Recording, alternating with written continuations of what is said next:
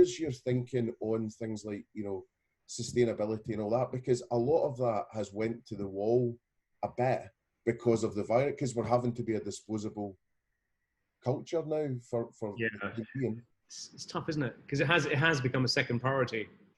Maybe, I don't know, I can't say rightly or wrongly, but you know, plastic gloves or all the hygiene we're doing, little bottles of hand sanitizer have come into place. I think you know, initially I guess people were saying that COVID had reduced pollution, and it had, obviously, but I wonder if it comes back with a vengeance, you know, when we get out and we can travel again and EasyJet suddenly has a full roster of flights.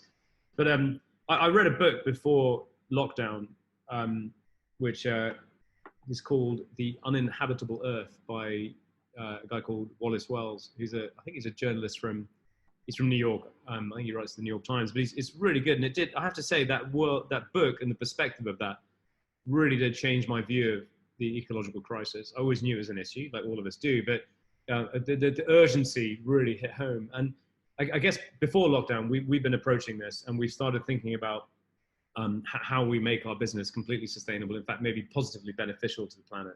Yeah. And it's not an easy thing to do. And there's a few different strands. You know, one strand is your ecological impact. Another strand is animal welfare, which I think is different. You know, sometimes we conflate the two, but it is important, and it is a different strand. And then there's sort of ethical sourcing. But I mean, those two strands, welfare and sustainability, and they are different, I think are really, really important. I read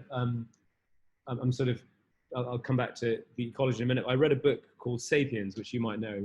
Yes.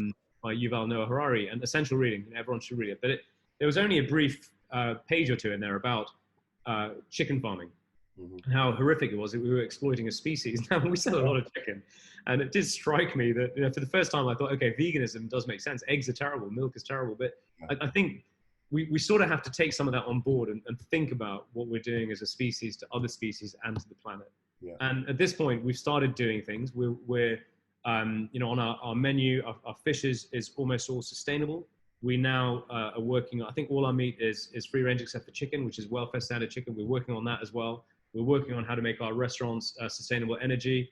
So all of that was going into place, and as is going into place. It will still take us some time to do, and it's not an easy goal when we want to keep our prices reasonably keen.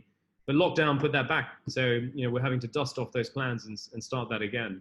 But I think it's going to be a big issue. And I'm looking at the wildfires in California. I'm looking at the accelerating melting of the glaciers. This is going to be a big issue. I think that, you know, our generation, we're Generation X, right? We've got to step up to the plate and do something. There's about 10 or 15 years of window.